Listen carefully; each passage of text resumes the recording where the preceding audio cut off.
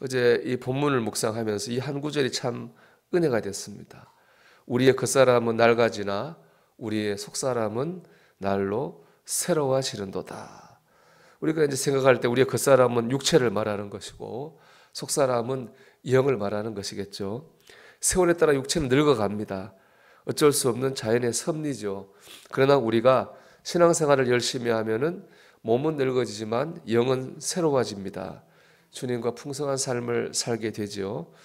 이걸 생각할 참 은혜가 되었습니다. 그런데 말씀을 이제 계속 묵상하는 가운데 이 말씀이 좀 새롭게 깨달아졌어요.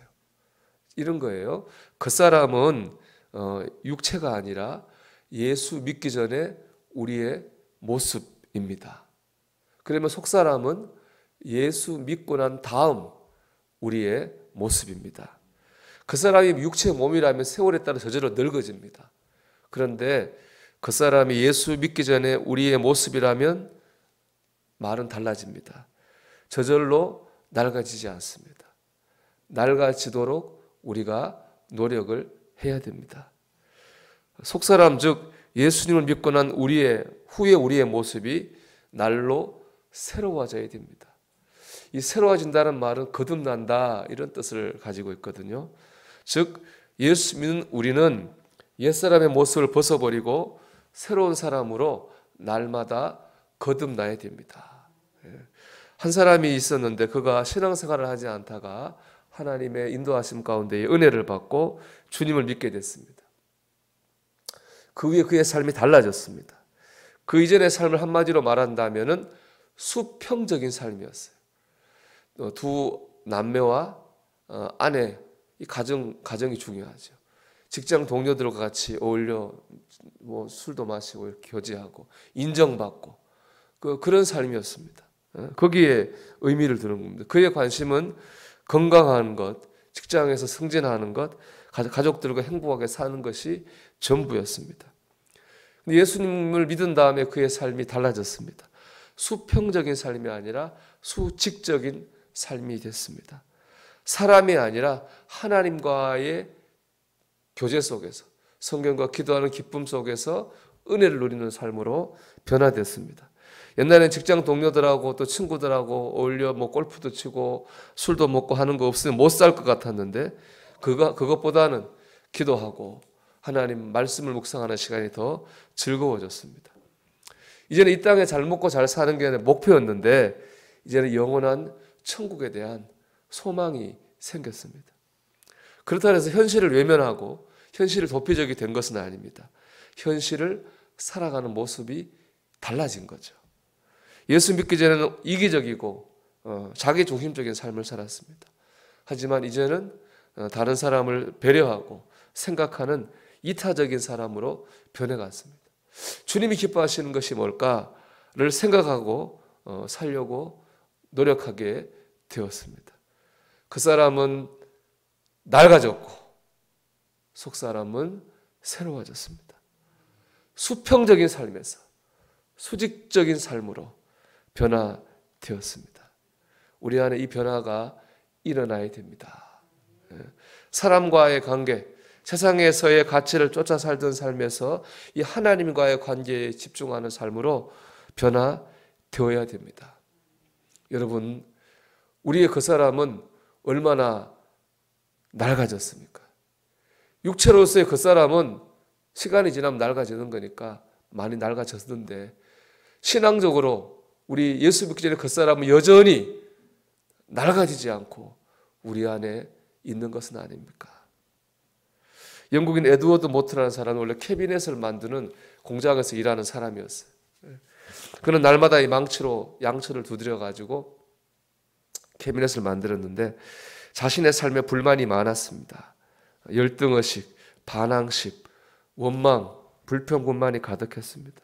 내가 겨우 이런 공장에서 양초를 두들기며 평생을 살다니 나는 왜 이렇게 가난한 집에 태어났을까 이런 생각하면서 하루하루를 낙담과 고통과 절망 가운데 보냈습니다.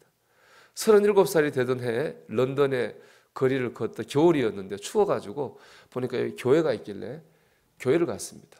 어찌 목사님이 요한복음 3장을 가지고 설교하시는데 그 말씀을 듣고 성령의 은혜를 받아서 거듭남을 경험하게 됐습니다.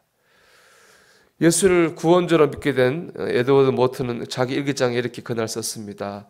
내 망치는 이제 노래하기 시작했다. 내 망치는 이제 춤을 추기 시작했다. 내 눈에 생기가 돌고 내 마음에 생수가 솟으니 이는 예수님이 내 마음에 오신 증거다. 나는 정말 거듭났다. 그렇게 썼습니다. 그날을 기점으로 에드워드 모트가 수직적인 삶으로 변했습니다.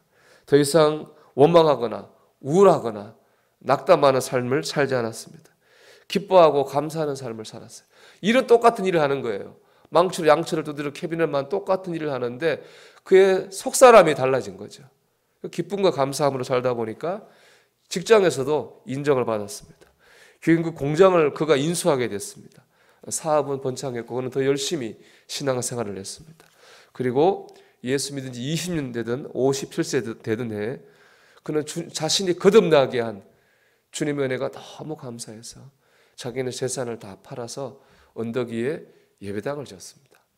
그리고 그 자신도 나중에 신학을 공부해서 사역을 하게 됩니다. 그리고 그 모든 하나님의 은혜를 너무 감사해서 시를 지었는데 그 시가 오늘 우리가 한 찬송가 바로 488장입니다.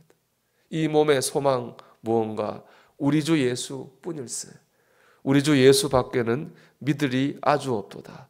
주 나의 반석이시니 그 위에 내가 서리라. 그 위에 내가 서리라.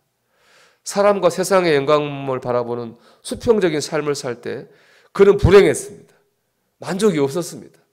그러나 하나님을 바라보는 수직적인 삶을 살게 될 때에 그는 주님 안에서 풍성한 삶을 살 수 있었습니다. 그의 겉사람은 낡아지고 속사람은 새로워진 은혜가 그에게 임하였습니다. 사랑하는 여러분, 세월의 흐름에 따라 저절로 되는 게 아닙니다. 우리가 소망을 가지고 노력해야 됩니다. 우리가 주님을 바라보면서 우리의 겉사람은 늙어지고 우리의 속사람은 새로워지도록 해야 됩니다. 우리가 수평적인 삶을 벗어나서 하나님을 바라보는 수직적인 삶 가운데로 나가야 됩니다.